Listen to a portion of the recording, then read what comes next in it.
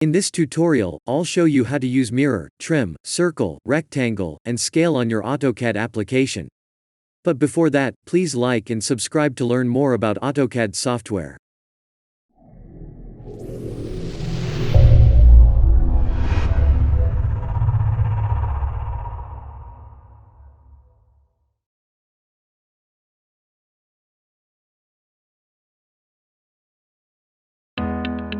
To start this activity, please open your template and save as plate number 2.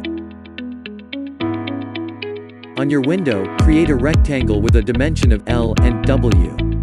If L equals 10 plus A and W equals L over 2, use the last digit of your ID number for the value of A. In my case, I have an ID number of 2021-1234A. My last digit will be 4.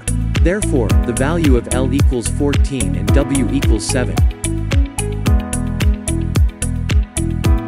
Type rectang or rec in the command line and select your first point on the screen with the value of L and W.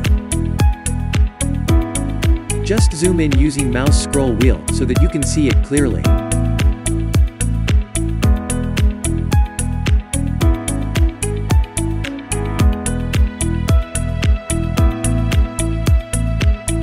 Follow the rest of the instructions in a PDF file uploaded in our virtual learning environment.